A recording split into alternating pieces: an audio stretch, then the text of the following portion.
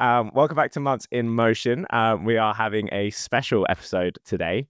So this month we are excited to be joined by Lisa Smith, Global ECD at JKR, who is also going to be representing Studio Drama. We're going to be talking about the amazing brand work that they did for this year's D&AD.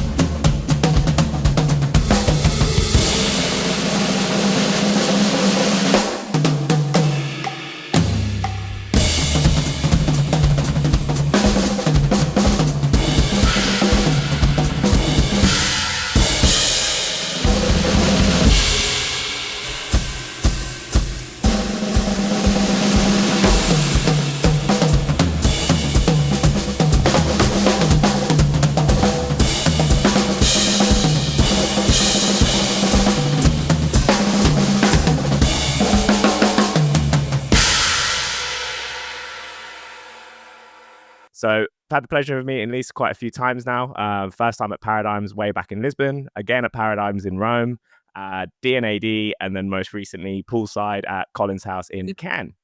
So for those of you who don't know, I'm sure you all do know, Lisa Smith is a highly acclaimed global executive creative director at JKR with over 20 years experience transforming some of the world's most beloved brands. Known for leading major rebranding efforts for global giants, including the amazing work for Burger King, and has established herself as one of the most influential creative leaders in the design industry. Studio Drama position themselves as a new class of foundry that bring a brand-first perspective to custom type design. The studio's philosophy is centered on making typography more accessible and less hierarchical, with not Richardson welcoming client input and sketches rather than viewing them as an interference. The drama team have worked on font faces for many global businesses in collaboration with a lot of agencies, so including Vogue Brazil, Mozilla, and RSPCA. So Lisa, great to have you here. Super excited to see you again and have a chat about this awesome work.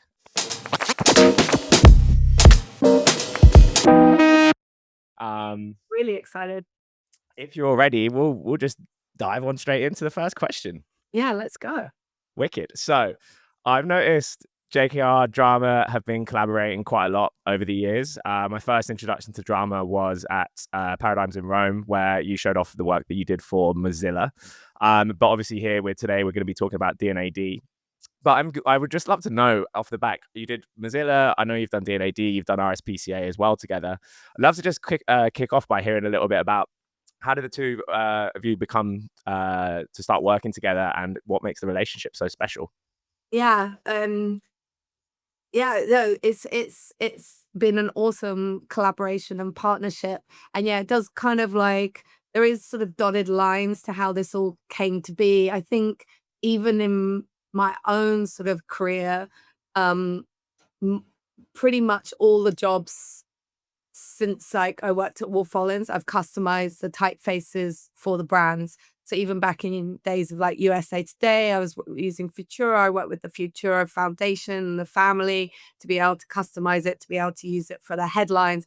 So I started to do that more. And then by the time I like sort of landed at Chobani, which for anyone that doesn't know that, that's a Greek yogurt company, and I was in-house, we were starting to like customize the word marks and the but not beyond the word marks, the full typeface families to be for that brand. And it's something that I've really like thought about a lot in terms of like the idea of creating an essence and an idea for a brand that then every sort of element is customized to be able to articulate that story. And obviously like Burger King was the ultimate piece like that. And that all started very early on, where I started to work with all different foundries. I'd always curated them just like you would curate illustrators or photographers, until I sort of landed on the first, which kind of precedes Studio Drama, but it's important. I started working with a guy called Ed, who was at Colophon, that eventually got acquired by Monotype. And what I found when I collaborated with him, we'd be really conceptual about what was the idea behind the typeface. So we did Impossible to Devil, we did Burger King, as craveable and as juicy as the type. and many more projects like that. Obviously, when they folded into Monotype, it became harder and harder to get to Ed, and then he left the Monotype group and has gone on to do many different other things, and which is amazing. So I was craving that relationship again, and I'd like gone back and tried out different foundries on. We worked with Ono on Nordstrom Rack and all different ones, but not really finding a partner that I could just pick up the phone and riff and like conceptually shoot the shit and try and get to like some really good ideas.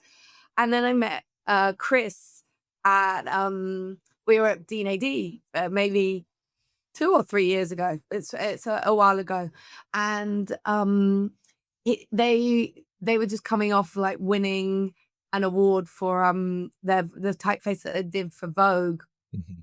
And it was beautiful and really interesting.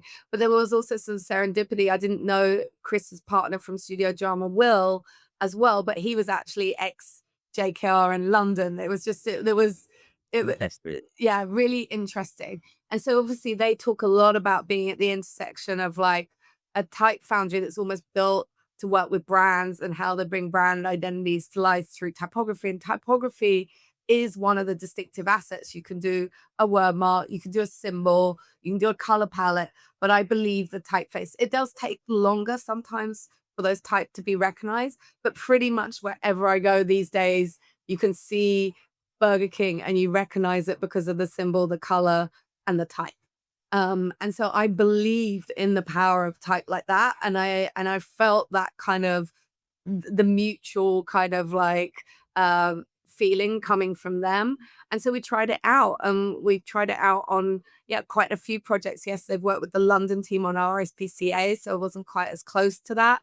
I think I have them working on about 5 or 6 projects right here right now, so there's a lot we can't talk about, but have become sort of an extension of the way we work. And yeah, it happened to be that they were here when we were in New York, and they were sort of doing the rounds, doing some creds prizes, and then I got them in and they showed all of the work. And it's even interesting when JKR isn't a juggernaut of a company, is probably seen as more on the larger side of the branding, but there's so much that other teams don't see or understand the process in terms of like what we're working on. So they got to kind of like share quite the breadth of what they've even been doing with us in different pockets in JKR. So it extends way beyond me now, which is awesome. Everyone's partnering, collaborating, whatever team they're in. And yeah, we went to the pub afterwards to have a few drinks. And I was like, do you know what I'm going to be working on this year? We're going to be doing I'm really excited. We're going to be doing the campaign for the D&AD Awards, and then for the festival and for the experience.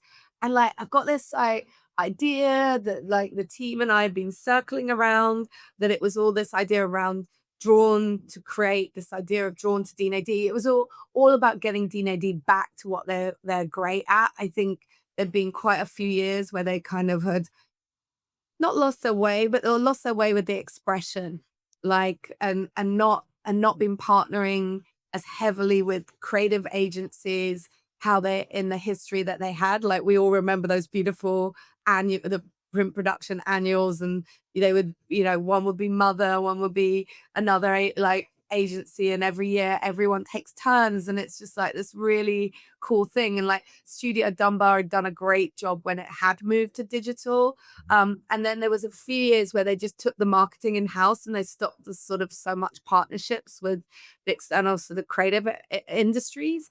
And so this year we talked about, can we get it back? Can we get it back on to where when it was great, and really elevate the festival? But also we need to sell tickets, so we need people to enter awards in times where people are questioning awards worth entering, all of that stuff. And yeah, long story short, and we can talk more about that if you want, but basically, yeah, we started to have this idea, everything was about the pencil, getting it back to the pencil. We were shooting the shit in the pub, and we were like, what if we could do a typeface that was the different weights, but it wasn't like sketchy like a pencil? And then obviously we got, it went from there. Amazing. Yeah, I love how they've kind of become that part of your in-house team. I had a really interesting chat with Chris, which I wish I could remember better because it was kind of post D&AD final night and we went out for some extra drinks. But I mean, we're similar kind of model, right? We're small motion studio that try and kind of sit as in-house. So it was really interesting to chat about with him kind of the work that you two have been doing together. And I think that sense of like real collaboration and getting on with each other really shines in every project that you do. And this was my first. Right point. Very early on, like you like we're making all the other stuff. I think historically more we'd used to like again almost set the style or the vision, sell that into the client, and then we'll go and commission the typeface. But boy, people can feel it and see it when you bring them in earlier. And I think the traditional like what's interesting, probably maybe why we work so well together is there's a very non-preciousness, which obviously there's extreme amount of preciseness and preciousness around creating typography. It's not lost on me at all, but they aren't afraid to sketch and be conceptual with it, quick and fast. Cool. Like, and I would argue if I went to more of a traditional foundry, that process would be a lot more cumbersome and slow and not trying to diminish the craft of it all because we do find the window when all of that can happen. And I think Mozilla specifically, like we also had to do an extreme amount of accessibility testing on the typeface. So there was a lot of iterations and changes throughout the process to to make it, but to land the concept, they're not. I think clients don't see all the bits that we know that aren't perfect, or like I'll say to them, guys, wow, the contrast of the E is much bolder than the rest of the thing because we're just moving so fast, and they're all things we can sort out later on. I think that's the great thing about working with boutique studios as well, is like you said, that agility, that kind of nimbleness to be able to be quick, to be able to be responsive, to be able to do rough ideas super quick. So yeah, really interesting to hear about that. And it was actually my first year attending D&AD this year. Loved it. Definitely going to be back next year. The identity itself very much struck me. I loved it from the day I saw it. But one thing that I really started to enjoy as it kind of came out more and more was obviously the motion. That's obviously going to be my main passion, and I'm really curious in terms of for yourself, what was the most important thing about bringing in motion? Because obviously it wasn't just used across static visuals, but we had displays there was the online promo, the launches. What do you feel that motion added to that project for you? Yeah, I mean, again, it's not dissimilar to the type. Tom, who leads motion from JKR London, um, he was the lead creative director on this project. We actually felt like this should be a partner of like more of the sort of graphic branding design in partnership with the motion as equal partners developing how does this concept come to life and how does it roll across everything that we make and create. Because again, let's be honest, it was two campaigns. Our team kept mocking them up on like out of homes. D&AD don't have that money to like, and also like it's obviously for a specific audience that needs to be targeted. So obviously it's much more digital led in terms of like the way the campaign is kind of curated of what the kind of assets are and where they're targeted and what channels they're being targeted on. So everything was digital. So then we just kind of chose what should be static versus motion, that side of it. But of course, so we had the sort of awards campaign, the festival campaign, which are both to get people to enter awards or buy tickets. But then once we've kind of even dealt with those sort of digital channels, which obviously is mainly like social, like Instagram and LinkedIn and pieces like that, we then moved on to what would then the actual physical experience of the festival and then the ceremony. And so those are like two other events. Yeah. This was much bigger, this project, than I had anticipated, Yeah. to be honest. I was like, oh yeah, we'll help you with some bits to do with the awards and the festival. And I was like, no, it's two ad campaigns and a ceremony evening and a festival. And we don't want all of the things to look the same, but they all need to be connected to each other. So it was an interesting brief and quite a challenge. And then the sheer quantity of the production of what we had to make. Again, I think mixes of different types of studios. Com studios are much probably and advertising more used to like trafficking thousands of assets. We're a branding studio that are used to building guidelines, and but we have we have amazing motion, we have amazing experiential, and we have a digital team, and we worked cross functionally as a group. And then of course we couldn't help but like go, oh my god, the day you come to the festival, what's the first film that plays? What are all the interstitials between all the content? What's going to happen when you come to then the ceremony, and what film plays at the ceremony? So we ended up making these two wonderful films. The first one obviously was for the awards, and then ended up being the film that played at the beginning of the ceremony, and it influenced all of the interstitials, which were all custom for each interstitial for all the categories for D&AD. It was, we don't do things by halves. That's yeah, like, oh, should we create a modular system and then you can like cut it up? No, we like to make everything custom and everything bespoke. But the beauty of making that film, and obviously it's like typographic storytelling, but it's also like illustration with words.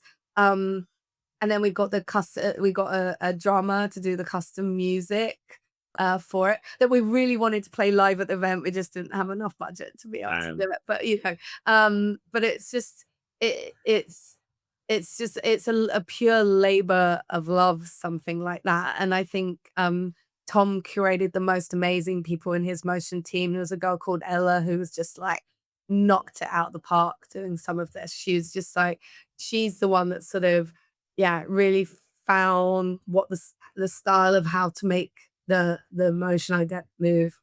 Yeah, I think it was awesome. Like the motion, I always love the motion that JKR would work on, but I think this with like the shifting perspectives and the use of like the shapes of the pencils, and it was really, really like really on point.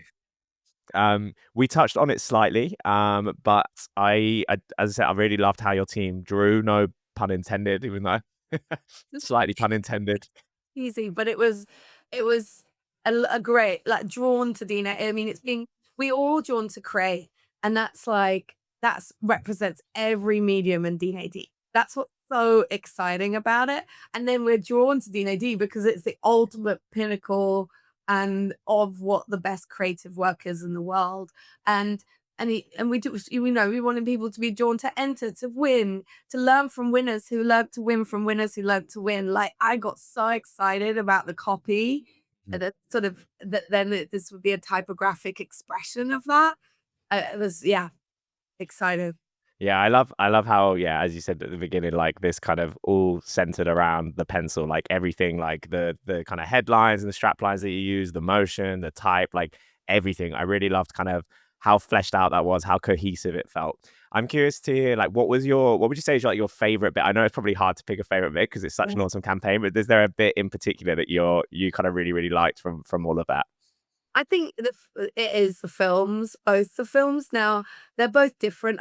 Think like when we started out with the ceremony film, which was very much in black, white, and yellow, we kept everything to do with the awards in the core iconic colors of D&AD. I was just like, yeah, as I said, I think it was like we found a whole new style of motion that we hadn't done here before, and also having the typography and and the voice. It's just like it was an awesome thing. But then by the time we got to the festival one, we got more expressive, and it like the typography burst into flowers or into little people marching, and I think I mentioned to you before, I got really inspired by the film, the animation sequence in Dumbo, where the elephants multiply and things happen, and so, and given that it's absolutely no way it is that piece of work, but it's like it just inspired us of the way we could play with the motion and like duplicate it, mix it, and it was all magnetizing in some shape or form. Cool. And talking about the films, actually, so a few months ago, I chatted with Phil Garnham, who we obviously both know from Monotype, and I was discussing about this real rise in trend of kinetic type within motion. But in the recent few months, I've also started to notice a trend in the kind of creation of imagery through just kind of like letters or shapes or icons, but like kind of bringing some to the forefront to create imagery. And that was something I noticed that was in one of the launch films that you created, where you had that kind of imagery running through it. The wars, all of those things. Yeah, exactly. So all of that stuff. I'm curious to know how you kind of see the synergies of type and motion evolving over the next few years. Also, side note, do you know if Cavalry was used on this project? Because I'm really intrigued. That's another thing that we're looking into, and we're seeing a big rise in, particularly for this kind of thing. Oh, I do not know that. So Good. We'll put that in the parking lot, and I'll ping you an answer to that. In terms of, yeah, I mean, where is it going? Because I think it's really interesting. Look, kinetic type and animation and type use as illustration, for example.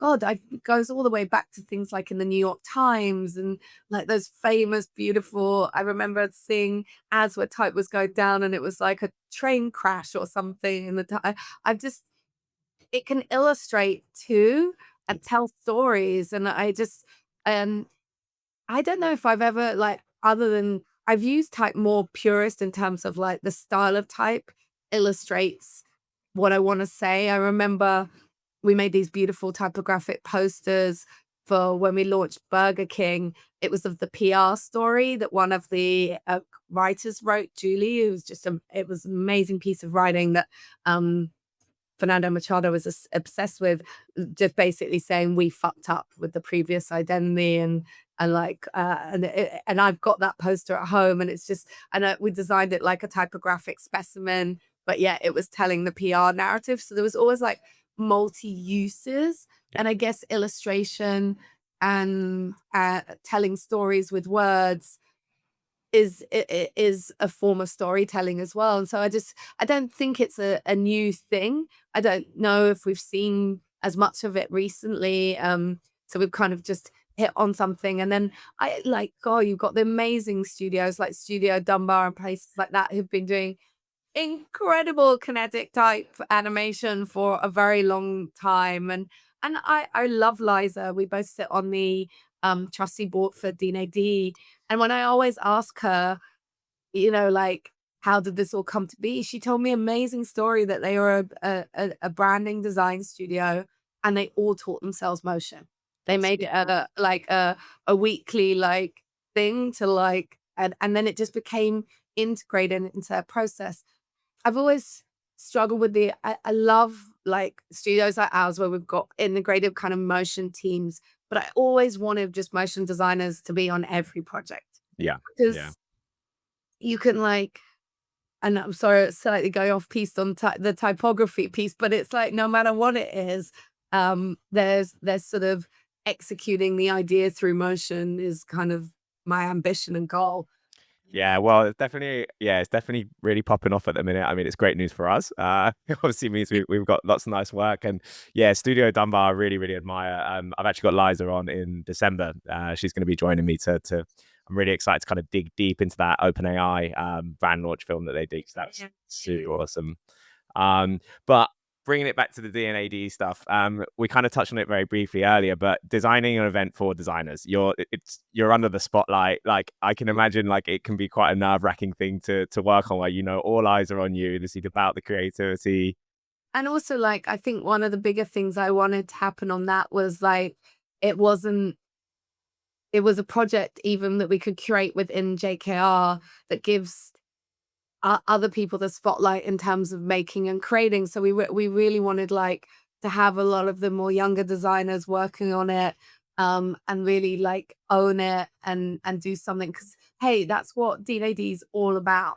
D&AD is about celebrating all the new blood students, the shift students, all the money that they make, anything for awards, all goes back into all the programming around education. It's a non-profit after all. And I think, so I wanted to make sure that we kept that ethos of who we curated in the team.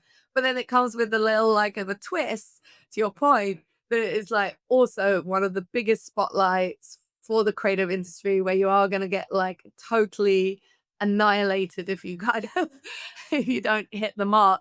So it's pretty nerve-wracking. But to be honest, most of the time I just don't give a fuck. Like absolutely, like who cares? Yeah. We get so many comments now good and bad, Yeah. ugly. I think that's the best though, isn't it? Like if people aren't hating on your stuff, then people aren't loving it as well. Like if you're just walking that midline, you're not doing good work. Yeah, let's be careful what we talk about. Every time I mention the Met, I suddenly get about 400 new followers with about 50 billion hate messages. They follow me to then send me hate. It's like, oh my God, all over type. And of course, so that was like the Met. And I Sure. worked with Carrick Haig, who's one of the best British typographers, who's done all of the cool fashion magazines. It was so thoughtful what we made and creative for the Met. And it was never meant to be perfectly conventional. But God, people not love it. Yeah, passionate people out there for sure. Um, I'm curious. So you mentioned obviously kind of D&AD taking the marketing and design in house for a couple of years, but obviously previously it was other studios working on it. I'd love to know, what do you feel is like the defining mark that uniquely made the D&AD identity of 2025 uniquely JKR and drama? Like what do you think really stands out and And I left your think mark? doing a display typeface. Um, I mean, when I talked to Donald and Dara, well, first off, it was a typographic campaign that they would never really done that before. They'd always been a lot more visual. Um, and I think words are so powerful as well. And we even talked about, should it be more provocative? Should we pushed harder? Like some of those types of things. Like we all have like lessons and welcome sort of like that type of feedback. So I think, but having a display typeface, like, so the typeface for D&AD right now is Franklin Gothic. That's a beautiful typeface. I have no issues with Franklin whatsoever, but lots of brands use that. So it's just like, how could we do something that would just make it feel more D&AD? And of course, like the D&AD logo is the hexagon, and that is the end of the pencil. And so we were just like bringing that hexagon, that pencil shape, and then creating every way of it. I just think the typography, it made such a difference. Yeah, that's awesome. Yeah. Again, keep saying it, but yeah, I love the identity, and yeah, I think that was a real standout. I think that and the motion, but I think like the type really let that motion play and sing as well. I think having that custom face. So yeah, really, really cool to see all that. And kind of coming back to the motion side of things as well, and something that you touched on earlier on. So I read that creative block article that was around the identity that you did, and saw about you talking about the inspiration that you drew from Dumbo and the elephants multiplying.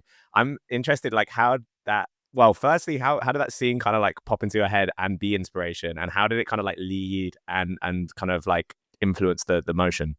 Yeah, I mean, to be honest, the two designers, which I'm going to give them a massive shout out, Ben and Julia, they did such an awesome job. Ben did the storyboards for the first film, and Julia did the storyboards for the second, for the festival film.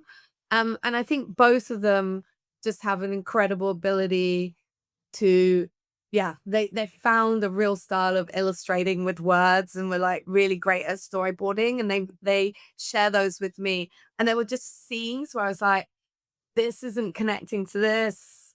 I don't understand it. How are we going to do that? And sometimes, like, we'd already started to put it in motion. Sometimes you spot that when it's already like you're starting to test out. But at this point, we were still looking at it in storyboards. Um, and I was trying to describe what we were thinking about, and it just came into my head. I don't know. Like, there's not a lot more. Like, you see all these references, and I'm always like, how do I grab them? How do I document them? Should I use Pinterest? Should I be saving them to my computer? I still use bookmarks. I'm probably like 100 billion years old. Where am I keeping all of my references? In the end, you just have to rely on what's sitting somewhere in your brain. And you're like, I've seen something before, and it's really quirky, and it multiplies. And then it's like, oh my God, this is Dumbo. And yeah, as I said, it doesn't really look anything like it, but it was just even the way the motion and the multiply, and like the angles and the perspectives and the movement. Mhm. Um, that's one of the best animation sequences. Like when I look back, I've always been a huge fan of animation, and I think I probably every designer, anyone I've ever met knows I reference Roger Rabbit all the time. Like which comes from Mary Poppins. So I grew up with that. Or what's the is it Bedknobs and Broomsticks, where they're all the characters. Like, I love going from real into fantasy back to real and then mixing the two. Like, and I got to do that. I did a TV spot with Nadia Lee Cohen when I was at Chobani for the Gimmies, and we had all the Gimme cartoon characters all intermixed into this like live action surreal world. Like, it's all of those references. I'm going way off piece now. So. No, I love it. I love it. I think like drawing inspiration from traditional animation is a really cool technique. I had this conversation on the first episode with Ryan about kind of like, he was talking about Roadrunner, and it was playing with people's expectations. And I think same with the Elephants Multiplying. It's kind of like, you don't expect that to happen. And I think drawing inspiration from that. The type, and it's like, what are you doing? And so we made little people of the people with the type. It was just, yeah, that mental. It's It was great. weird, and I think that's where we weren't afraid to be weird. Yeah. And I was quite pleasantly surprised when people came to the judging experience, which this is again like, oh my God, it's so multifaceted. Like, we designed an exhibition, we designed the festival, then we designed the judging experience. The identity was everywhere. I really loved D&AD for the gusto that we might have overplastered it a little bit at the festival, but that we went for it. Like, everyone was all in, and it was so beautiful on the briefing days of when all the judges arrived behind Kwame and they played the video for the first time. I've had so many people that work more in advertising be like, oh my God, this is so beautiful and so cool, and did it. So it was just, yeah, it was nice to get some positive feedback.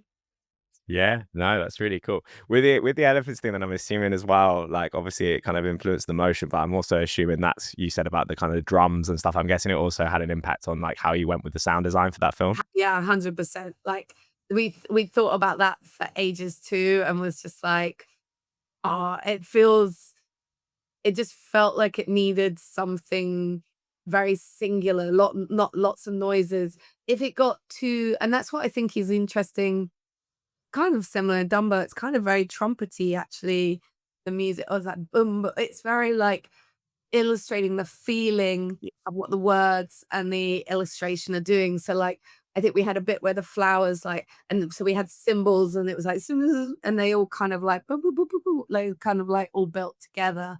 Yeah, it didn't deserve just a sort of stop track played on the back. And that's another thing I think as well. I'm seeing a lot of like the real leading studios are thinking about sound like a lot when it comes to motion, and it's something I really love to see. We really try and incorporate it in every project that we can if there's the budget to do it. Like, we'll always get bespoke sound design because I think it elevates and creates that feeling, and I think it's adds a lot to it. 1,000% figured out exactly the same way that I partner with Chris and Studio Drama. The same. I'm trying to find my right crew in some ways. Again, I never want to be like, I still love the idea of curating whatever the right thing is for the right project. Like, that will always be first, but partners that you can kind of iterate on too. And like, I remember when sort of people first sort of kind of like were like, oh, Sonic is a distinctive asset in itself. Especially if you're like watching TV and half of us are looking down at your phone, you could start to recognize the sounds. I think Burger King have done a great job of that. Obviously, McDonald's being the best at it for history and time. But it's just like, initially when this sort of all came onto the scene, it was very like, oh, these amazing Sonic branding agencies, where they almost replicate the same as the branding agency for their process. So I love that there's parallels in our process, but 90% of it feels duplicative. So again, when can you bring that sound person in near the beginning?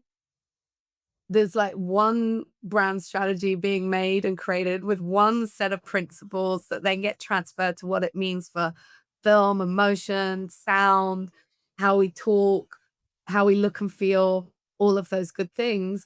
And then in the same time that we're all like, we all experiment and make it together. Like, that would be the most ideal. Yeah. And I think people, some brands, I feel like some people think it's oh, Sonic is just, the music for their TV spots. Some people understand there is a sonic mnemonic. Some people understand we should create a sound bed for this brand that then when the CEO comes on stage, this happens. When we make the end of a TV spot, this is what happens. When we're at another event, like when we've got a store like Microsoft, this is the music that's playing in the background. It's even down to like curating what are the pop songs that are right for this brand. Like, how can the whole sound bed and the influence just feel like one cohesive thing for the brand? I still I don't think people are utilizing it enough yet. Yeah, totally. No, I totally agree with you. And hopefully we'll continue to see a rise of it. Yeah. And kind of speaking of like outlook into the future, I'd love to kind of round off with, I know there's probably a lot that you can't say, but I'd love to hear a little bit about what you're excited for JKR's future. I know you're working a lot with drama. If there are any projects you can give us a little like sneak peek about or anything like that, I would just love to hear about like what you're excited moving forward. Yeah. There's quite a few projects that are in the works with studio drama across very different types of brands, but I cannot talk about any. No worries. But I think for JKR, we're just like continuing, um, really working on this kind of inter collaboration and mixes of skills as we start to work on so many different industries. Like in the last year, we've worked in entertainment and sports, and tech, and like our reach is we love our core. Like we were built from CPG. That's still as important as it is ever to us, but it's extending way beyond that. But I think what's amazing, even in our CPG side of our business, where we've got different brands, whether it's from Mars or Unilever or ABI, a lot of those are starting to understand their brand identity isn't just the packaging. It's how the brand shows up in the world. So the sound, the motion, the type, all of those things. At first, it was used to be very like pack first, brand identity second. I now notice a lot of the brands in those portfolios are understanding we're building a brand and packaging is our number one touch point, but we've got to build the whole world around it. And that's when like you're like we were both in Cannes. I walk the sort of the work and I look around at everything that's doing well in Cannes. And whilst it's still not a place really for design in design's truest form, but as I said, I think is design isn't everything. Mhm. I walk around and I'm like, wow, look at that amazing Burger King campaign with the women eating burgers after they have babies. I turn around, look at that cool like Heinz uniform and it's all of the distinctive assets that most of the time JKR have made, whether it's the logo, the colors, the typeface. And those three things are like allowing other creatives to go and have amazing sandpit to come up with awesome ideas on how to activate the brand, but you recognize the brand immediately. So I think it's continuing to amplify and do more and create more distinctive assets for more people that help these brands be in a world where we are like pummeled with thousands of images and media all the time. How do these brands stand out? And in truth, like we were getting D&AD back to being what D&AD was great at. It looks more D&AD than it ever has done before. Yeah, that's amazing. Yeah, I totally agree. And as one of the reasons why I wanted to get you on the podcast, because yeah, what you do at JKR is amazing. And I always love every single project that I see coming out. Lisa, it's been an absolute pleasure to sit here and chat with you. I really hope that paths cross. I'm sure they will again at some point in the future. But yeah, thank you so much for joining me. It's been really nice chatting with you. And yeah, thank you. And before we go, we need to get a little perfect. Amazing. Yeah, thank you so much for your time. You want my face look like that? You look great. Amazing. Thanks so much, Lisa. Thank you. Thank you.